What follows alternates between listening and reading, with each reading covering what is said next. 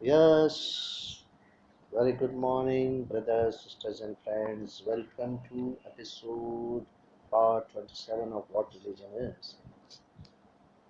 I hope you must have studied a lot of pages, must be very knowledgeable, confident, and only this book, first as a basic gateway to spirituality.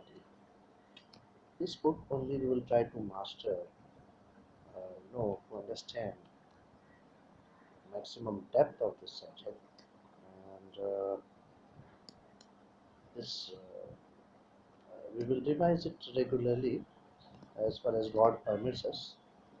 And we are on page number 17. It goes like this: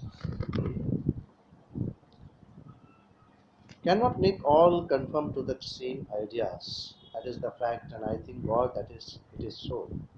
I'm not against any sect.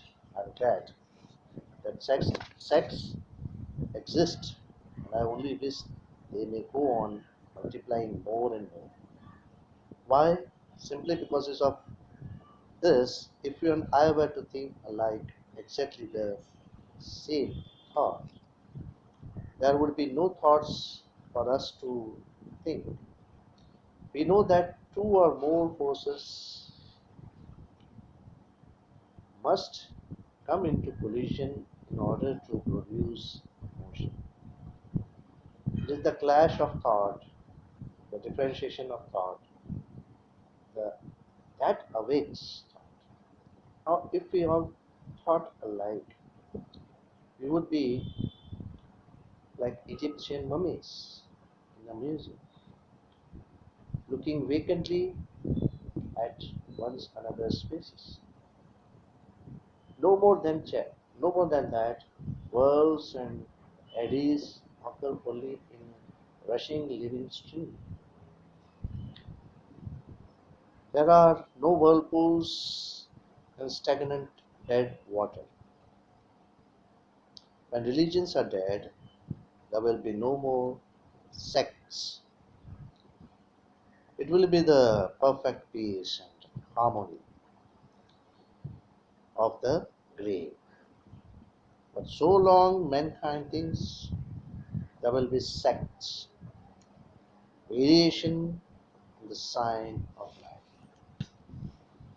Variation is the sign of life.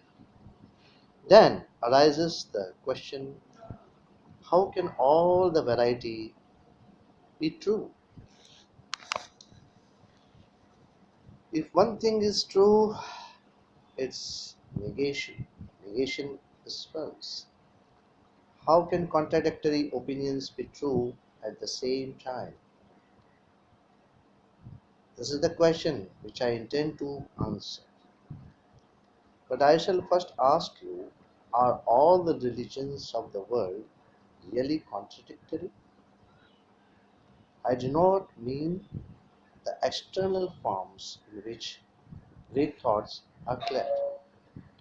I do not mean the different buildings, languages, rituals, books, and so forth employed in various religions. But I mean the internal soul of every religion. Every religion has a soul behind it, and that soul may differ from the soul of another religion. But are they contradictory? Do they contradict or supplement each other? That is the question.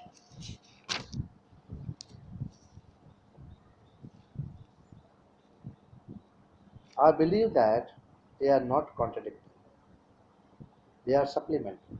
Hmm.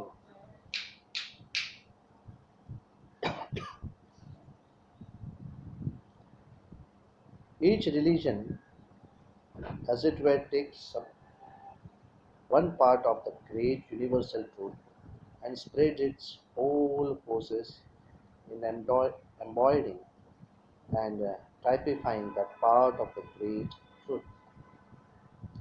It is therefore addition, not exclusion. That is the idea. System after system arises, each one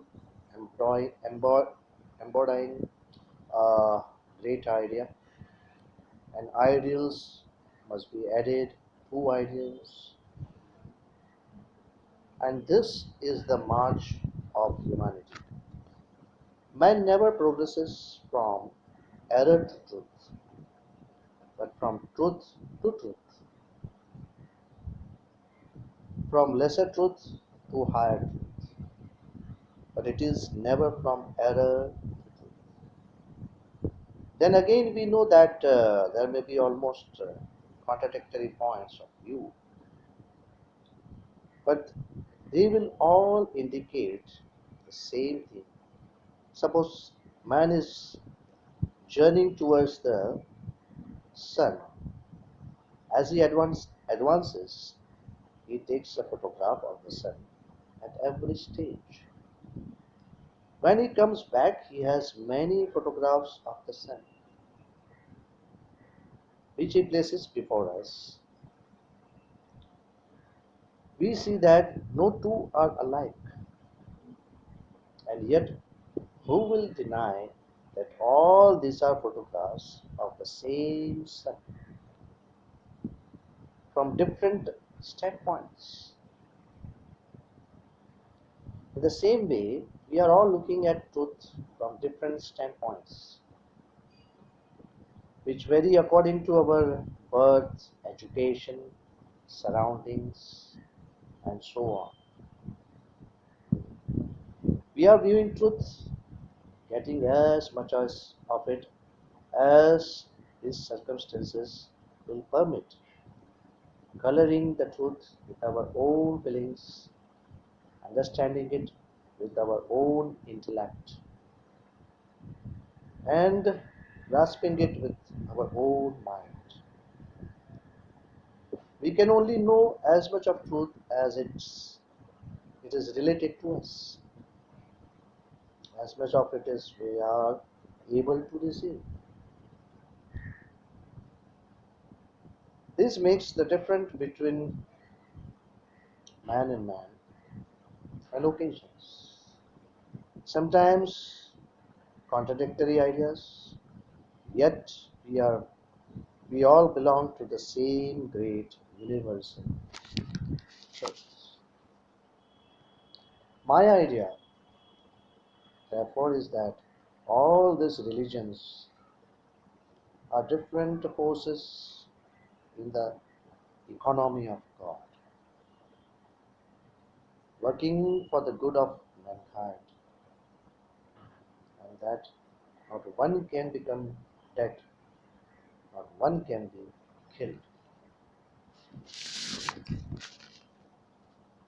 And that universal religion about which philosophers and others have dreamed in every country already exists. It is here. If the priests, other people who have taken upon themselves the task of preaching different religions, simply cease preaching for a few moments, we shall see it is there. They are disturbing it all the time because it is to their interest. You see, the priests in every country are very conservative. Why is it so? These are very few priests there are who lead the people. Most of them are led by the people and are their slaves and servants. If you say something is dry, they say it is so. If you say it is black, they say it is black. If the people advance, the priests advance. They cannot lag behind. So before blaming the priests, it is the fashion to blame the priest. You ought to blame yourselves. You get only what you deserve. There are various grades and types of human minds, and what a task religions take upon themselves.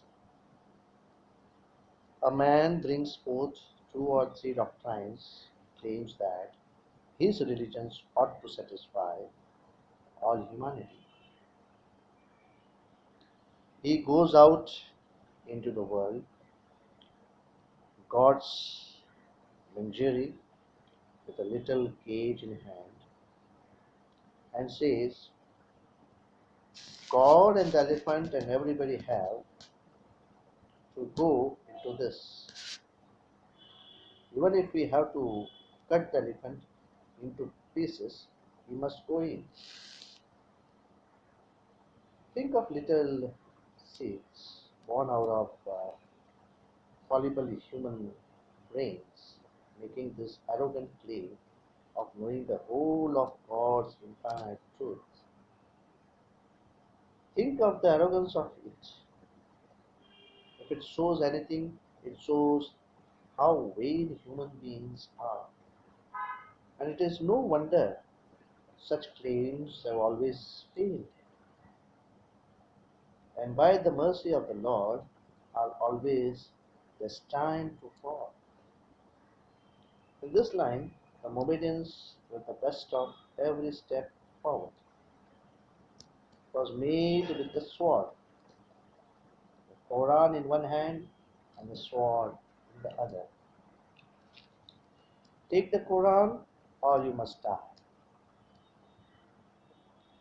There is no alternative. You know from history how phenomenal was their success. For 600 years, nothing could resist them. And then there came a time when they had to cry, halt. So will it be with other religions if they follow the same methods. आज के लिए इसी पे हम चर्चा करेंगे. We'll take a break. Thank you very much. God bless.